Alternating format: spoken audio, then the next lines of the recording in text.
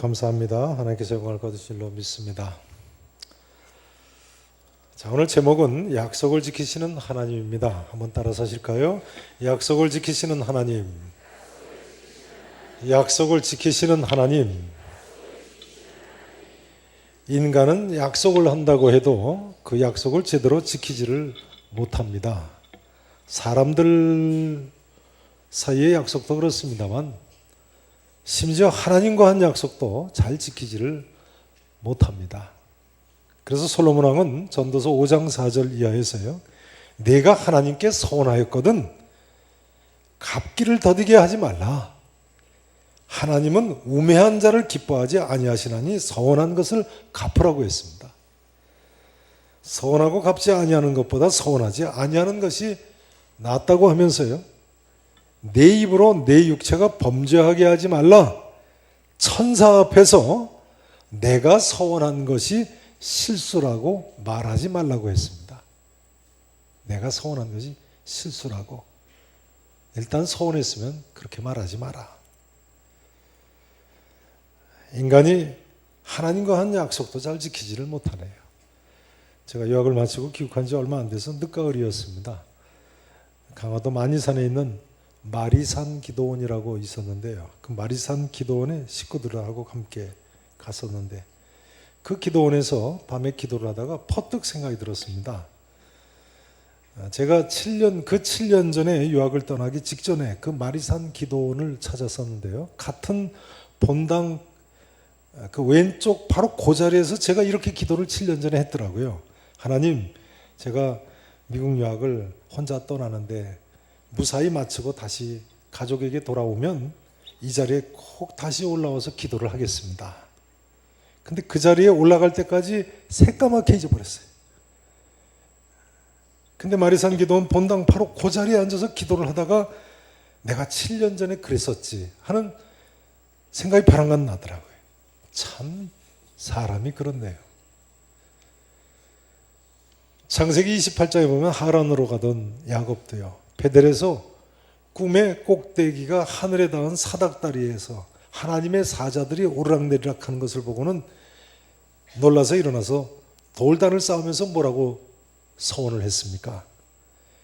하나님이 나와 함께 계셔서 내가 가는 이 길에서 나를 지키시고 먹을 떡과 입을 옷을 주시어 내가 평안히 아버지 집으로 돌아오게 하시오면 여호와께서 나의 하나님이 되실 것이요. 세 가지 서원을 하죠. 그 중에 첫 번째가 여호와 하나님께서 나의 하나님이 되실 것입니다. 제가 하나님으로 잘 섬기겠습니다죠. 두 번째 서약이 뭡니까? 내가 기둥으로 세운 이 돌이 하나님의 집이 될 것입니다. 돌을 취해서 기름 붓고 기둥으로 세웠던 그 돌자리에 하나님의 전을 짓겠다는 거예요. 세 번째는 무슨 서원을 했죠? 하나님께서 내게 주신 모든 것에서 10분의 1을 내가 반드시 하나님께 드리겠나이다 했습니다. 그러나 야곱이 20년 후에 하란에서 돌아올 때 하나님께서는 두 때나 이루게 하셨습니다만 야곱이 그 서약을 지켰습니까?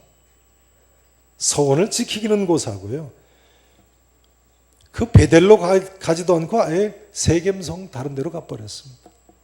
제가 7년 만에 새까맣게 잊어버린 걸 보면요, 야곱은 20년이나 지났는데 20년 만에 잊어버린 것이 이해가 갑니다. 인간은 하나님과의 약속도 쉽게 잊어버립니다. 그러면 우리 하나님은 어떠십니까? 인간은 그런데요, 하나님은 어떠십니까? 하나님께서는 여러분 신실하신 분이십니다. 선지자 사무엘은 그렇기 때문에 사울왕에게 이렇게 가르쳤습니다. 이스라엘의 지존자는 거짓이나 변개함이 없으시니 그는 사람이 아니시므로 결코 변개하지 않으심이니이다. 오늘 본문 기록은 하나님의 이런 신실하신 모습을 우리에게 다시 한번 더 잘 보여주고 있는 기록입니다. 한번 다시 따라서 하실까요? 약속을 지키시는 하나님, 약속을 지키시는 하나님. 자, 20절, 21절 말씀을 보시죠. 자, 20절, 21절 두 절 말씀 함께 다 같이 읽으십니다. 유다와 이스라엘의 인구가 바닷가에 모래같이 많게 되매 먹고 마시며 즐거워하였으며 솔로몬이 그 강에서부터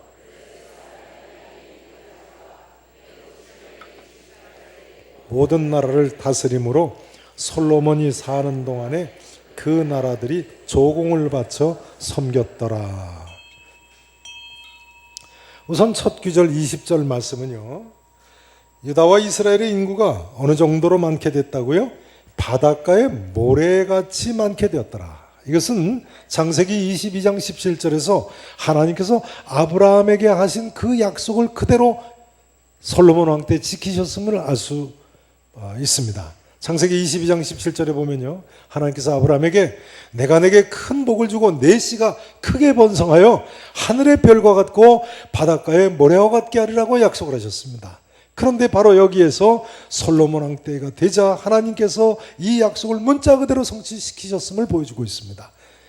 유다와 이스라엘, 남한국 유다와 북한국 이스라엘의 인구가 바닷가에 모래같이 많아졌더라. 또 21절 말씀은요, 하나님께서 창세기 15장 18절에서 하신 아브라함에게 하신 그 약속을 지키셨음을 보여주는 구절입니다.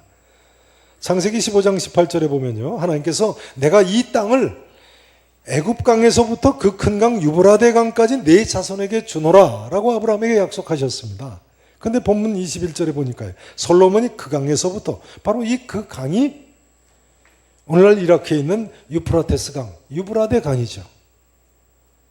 유브라데 강에서부터 블레셋 사람의 땅에 이르기까지와 애굽 지경에 미치기까지의 모든 나라를 다스리게 됐다고 기록하고 있습니다. 하나님께서 아브라함에게 약속하신, 이미 오늘 솔로몬 시대보다도 2000년 전에, 1000년 전이죠. 1000년 전에 아브라함에게 약속하셨던, 주전 2000년경에 약속하셨던 그 약속, 지금 1000년이 지났는데도 불구하고 문자 그대로 하나님께서 솔로몬을 통해서 이루신 거예요.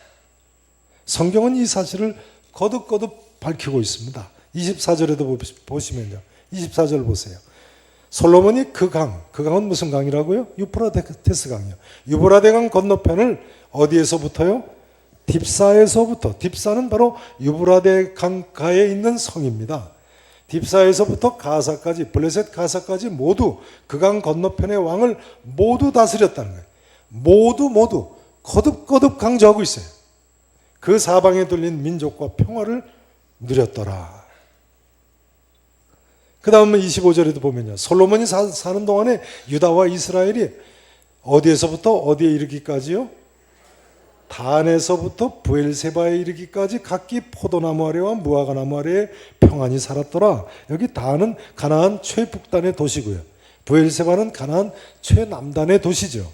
그러니까 솔로몬 시대에는 하나님의 약속 말씀 그대로 단에서부터 브엘세바까지 가나안 땅에는 이스라엘 자손들이 살았고, 유브라데 강변 딥사에서부터 애굽 지경까지의 모든 나라들을 전부 다스린 거예요.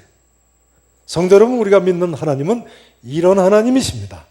한번 약속하시면 문자 그대로 반드시 지키시는 전능하실 뿐만 아니라 신실하신 하나님이세요. 이런 전능하시고 신실하신 하나님을 믿음으로 의지하고 일평생 하나님 뜻대로 사실 수 있기를 진심으로 축원합니다. 이제 오늘 본문은요, 하나님께서 다윗에게 하신 약속을 또한 지키는 모습을 보여주고 있습니다. 누구에게 하신 약속이라고요? 다윗에게. 설교 메모란에 주보 사면에 그렇게 적어놓으세요. 따라서 하시죠. 아브라함에게 하신 약속, 다윗에게 하신 약속. 저를 보세요. 역대상 22장 8절 9절을 보면요, 다윗이 성전을 건축하려고 하니까 하나님께서 나단 선지자를 보내셔서 이렇게 약속을 하시죠. 너는 피를 심히 많이 흘렸고 크게 전쟁을 한 사람이라. 네가 내 앞에서 땅에 피를 많이 흘렸은즉 내 이름을 위하여 성전을 건축하지 못하리라. 그런데 내가 내게 한 아들을 나게 하리니 그는 온순한 사람이라. 내가 그로 주변 모든 대적에게서 평온을 얻게 하리라고 약속을 하십니다. 하면서 이렇게 말씀하십니다. 그 이름을 솔로몬이라 하리니 이는 내가 그의 생전에 평안과 안일함을 이스라엘에게 줄 것입니다. 같은 기록이 실린 사무엘하 7장 12절 13절에 보면요, 하나님께서는 다윗에게 이렇게도 약속하십니다. 내가 내 몸에서 날 씨를 내 뒤에 세워 그의 나라를 견고하게 하리라. 그는 내 이름을 위하여 전을 건축할 것이요 나는 그의 나라 왕위를 영원히 견고하게 하리라. 그런데 하나님께서 이 약속의 말씀대로 과연 다윗에게서 아들 솔로몬이 낳게 하시더니요, 그 솔로몬을 왕으로 세우시고 사면 모든 대적에게 평안을 얻게 하시고요, 그의 생전의 평안과 안정을 이스라엘에게 허락하셨습니다. 약속의 말씀들. 이스라엘 자손들이 주변 모든 나라를 다스렸다. 그리고 조공을 받았다. 이것은 이스라엘 역사상 일찍이 없었던 사건입니다. 역사상 솔로몬 이후에도 사실은 희귀했던 일입니다. 이스라엘 주위의 민족이 얼마나 강한 민족이었는데요. 그러나 여러분, 전능하시고 신실하신 하나님께서 함께 하시면 불가능한 일이란 없는 법입니다. 믿으실 수 있기를 축원합니다. 하나님께서 내가 너와 함께 한다, 평온을 얻게 하리라, 견고하게 하리라 하시더니 이 모든 것이 솔로몬에게 가능해졌어요. 또한 하나님께서 내 이름을 위하여 전을 건축할 것이라고 하시더니 솔로몬 왕이 마침내 솔로몬 성전을 건축하지 않습니까? 오늘 본문 바로 다음 장인 열왕기상 5장, 6장, 7장, 8장의 내용이 바로 솔로몬 왕이 예루살렘 성전을 건축하는 내용입니다. 뿐만 아니라 하나님께서 그의 나라 왕위를 영원히 견고하게 하리라고 하시더니요, 솔로몬의 아들 르호보암부터 남왕국 유다 왕들이 죄를 지어서 끊어질 듯 한데도 계속 대를 잇지 않습니까?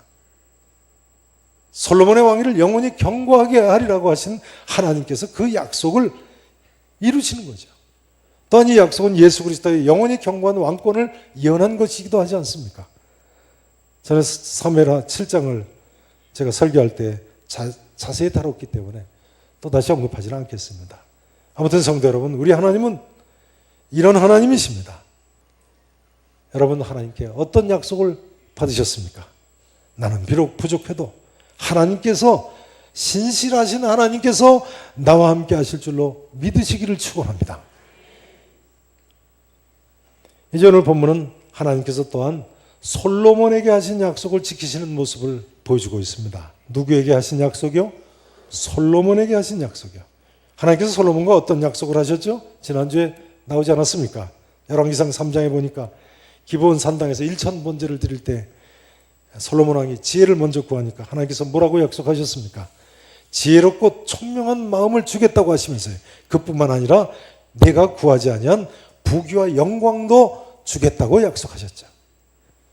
우선 하나님께서는요, 이 약속의 말씀대로 솔로몬에게 엄청난 지혜를 주셨습니다. 오늘 본문이 그것을 보여줘요. 자, 30절 이하로 한번 보시죠. 30절 보세요. 30절 보세요. 솔로몬의 지혜가 동쪽 모든 사람의 지혜와 애굽의 모든 지혜보다 뛰어난지라. 자, 동쪽 모든 사람, 당시에 가나안 땅의 동쪽이 어디예요? 메소포타미아 일대 아닙니까? 세계 4대 문명 발상지의 대단한 지혜인데요. 그 동쪽에서 동방박사들도 오지 않았습니까? 그런데 그 동쪽의 모든 사람의 지혜보다 더 뛰어났어요. 뿐만 아니라 애굽의 모든 지혜보다 더 뛰어나요. 애굽의 지혜가 어땠습니까? 애굽의 지혜 어땠죠? 피라미드를 세우던 대단한 과학적인 두뇌들 아닙니까? 지금까지도 불가사의한 일 아닙니까? 그러나 그 모든 지혜보다도 누가 더 뛰어난 지혜를 가졌어요? 솔로몬 왕이요. 그 다음 보세요.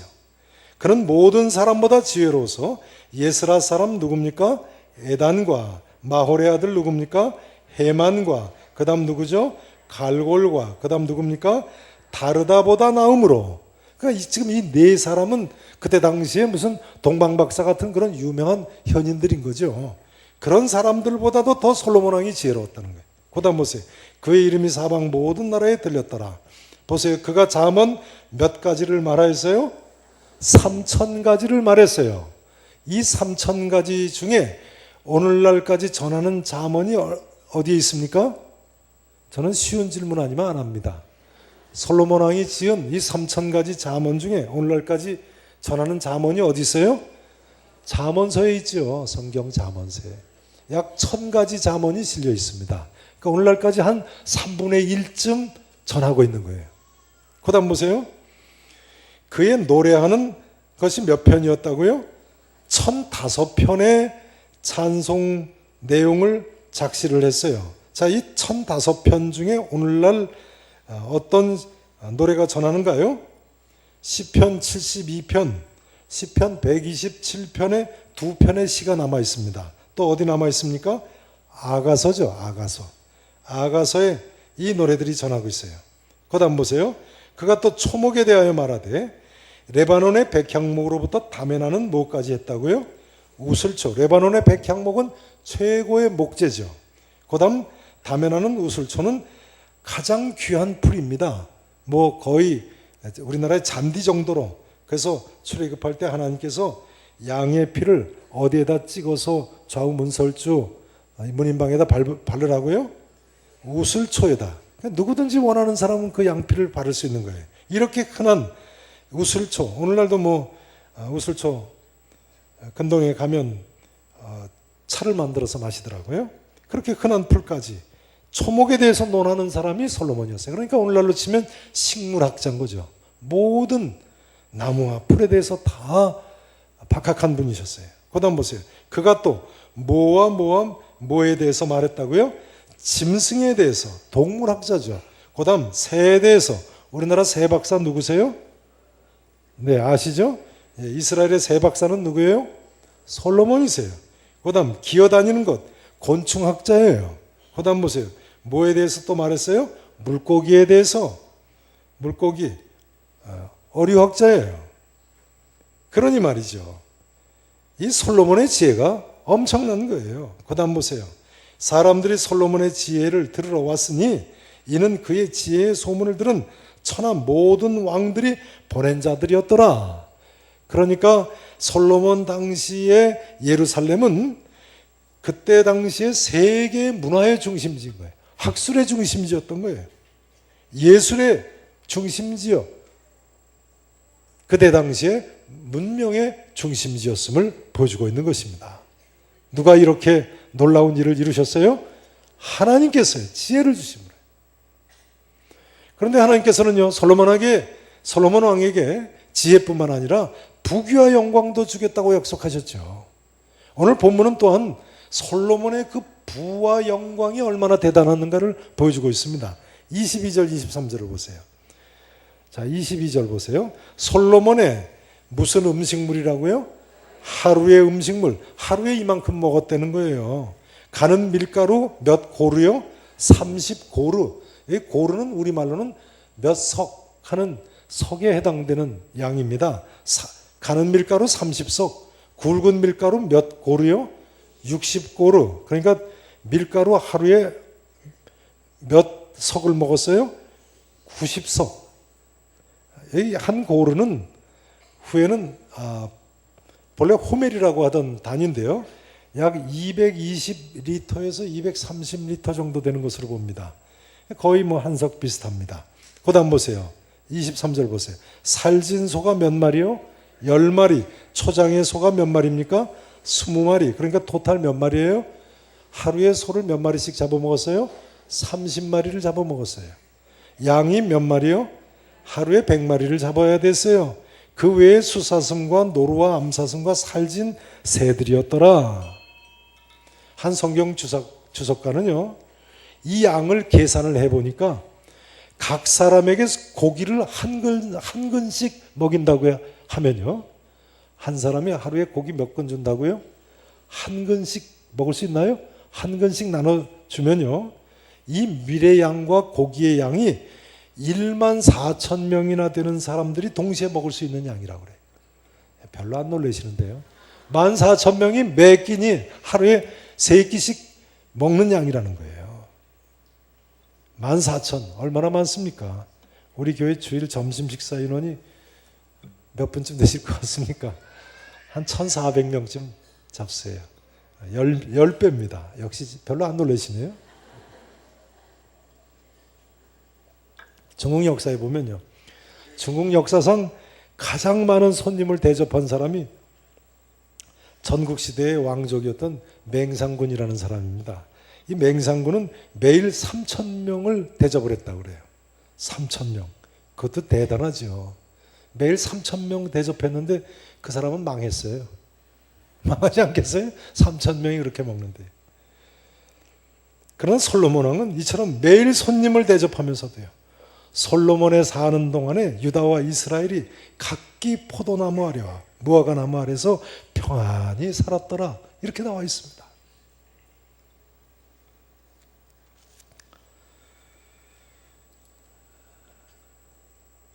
맹상군은 1등 손님하고 하등 손님을 나눠가지고요, 1등 손님은 고기를 제공했지만 하등 손님은 고기를 제공하지 않고 잡곡밥에 나물만 대접했다고 그래요. 그래도 망했어요. 솔로몬이 어떻게 이런 일이 가능했겠습니까? 하나님께서요. 하나님께서 저에게 약속을 지키셨기 때문에. 솔로몬이란 이름 뜻이 본래 평화로운 이라는 뜻입니다.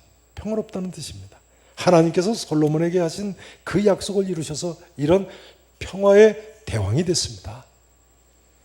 여기서 잠깐 생각해 보실 점이 있으십니다. 성도 여러분 어떠십니까? 이 땅 위에서 솔로몬 시대처럼, 솔로몬처럼 평화롭게 잘 살기를 원하지 않으십니까? 누군들 그렇게 살기를 원치 않겠습니까? 그럼 솔로몬 시대에 어떻게 이렇게 평화롭게 잘 살 수 있게 됐다고요? 열왕기상 3장에서 보신 대로 저가 지혜를 먼저 구했기 때문에.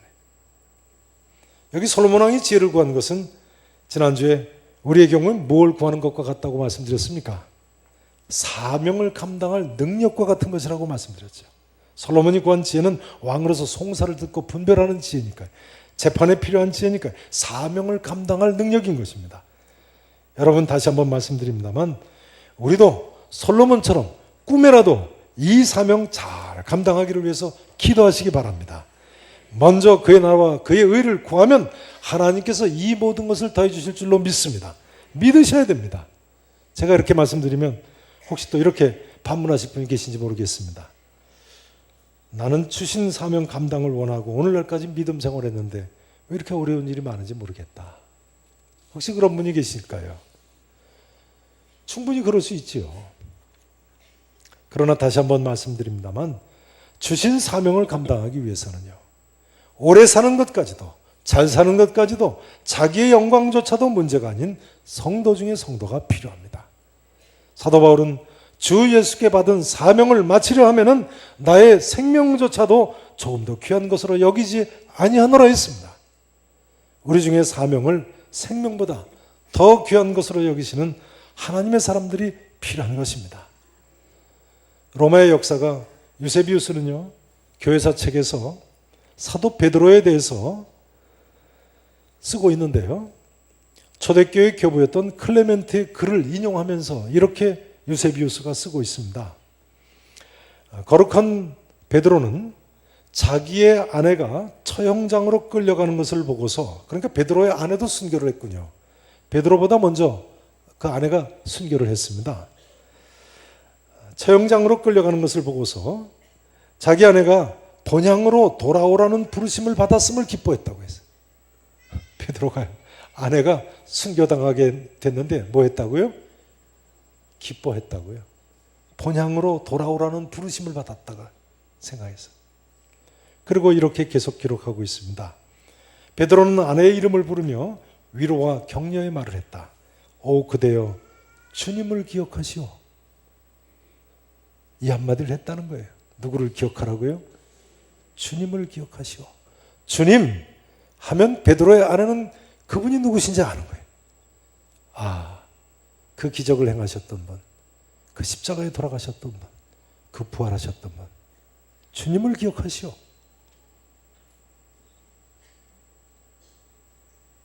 사실을 말씀드리자면요, 이런 베드로 부부 같은 하나님의 사람, 바울 같은 사람, 솔로몬 같은 사명자들이 우리 교회와 한국교회에 많이 나올 수 있어야 되겠습니다. 이제 말씀 증거를 마쳐야겠습니다. 우리 하나님은 전능하실 뿐만 아니라 신실하신 분이십니다. 믿으십니까? 그러므로 한번 그 입에서 내신 말씀은 결단코 헛되이 돌아가지 않습니다. 민수기 23장 19절에는 이렇게 가르치고 있습니다. 어찌 그 말씀하신 바를 행하지 않으시며 하신 말씀을 실행하지 않으시랴. 하나님께서는 아브라함에게 하신 약속을요, 실은 2000년 후에 예수 그리스도를 통해서 이루셨습니다. 또한 그뿐만이 아니라 신약의 성도된 우리들을 통해서도 이루어나가고 계십니다.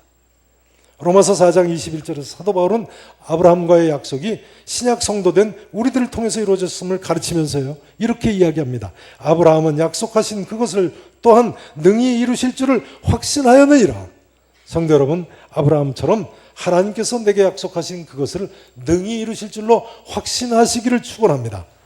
다윗에게 하신 약속도 솔로몬에게 하신 약속도 실은 1000년 후에 예수 그리스도를 통해서 그대로 이루어지지 않으셨습니까? 또 신약의 성도된 우리들을 통해서도 이루어 나가고 계십니다. 그러므로 히브리서 10장 23절 이하에서 히브리서 저자는요, 솔로몬 성전과 성막의 참된 의미도 예수 그리스도를 통해서 성취되었음을 우리에게 가르치면서 이렇게 또한 이야기하고 있습니다. 약속하신 이는 미쁘시니, 약속하신 하나님이 어떠시다고요? 미쁘시다고요. 신실하시다고요. 우리가 믿는 도리의 소망을 움직이지 말며 굳게 잡아 서로 돌아보아 사랑과 선행을 격려하며 모이기를 표현하는 어떤 사람들의 습관과 같이 하지 말고 오직 권하여 그날이 가까움을 볼수록 더욱 그리하자 했습니다. 이제 마지막으로 이 질문을 드리지 않을 수 없습니다. 성도 여러분, 하나님께서 내게 주신 약속이 무엇입니까? 요한일서 2장 25절에서는요, 그가 우리에게 약속하신 것은 이것이니 곧 영원한 생명이니라 했습니다. 히브리서 12장 26절에서는요, 이제는 약속하여 이르시되 내가 또 한 번 땅만 아니라 하늘도 진동하리라 하셨느니라 했습니다. 야고보서 1장 12절에서는 이렇게 말씀했습니다. 시험을 참는 자는 복이 있나니, 따라서 하실까요? 시험을 참는 자는 뭐가 있다고요? 복이 있다고요. 이는 시련을 견디어낸 자가 주께서 자기를 사랑하는 자들에게 약속하신 생명의 면류관을 얻을 것이기 때문이라 했습니다. 사랑하시는 성도 여러분, 영생을 믿으십니까? 예수 그리스도의 다시 오심을 믿으십니까? 생명의 면류관을 얻을 줄로 믿으십니까? 되셨습니다. 기도하시겠습니다.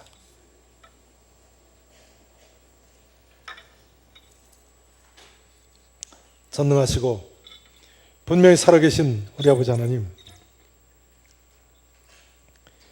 부족한 저희들 아무리 생각해도 연약한 저희들을 하나님께서 이처럼 약속을 지키심으로 구원의 길로 나올 수 있게 하셨습니다. 아버지 하나님, 우리 모두에게 믿음을 더해 주시옵시고 아브라함처럼, 다윗처럼, 솔로몬처럼 말로 다 할 수 없는 복을 누리고 있는 저희들의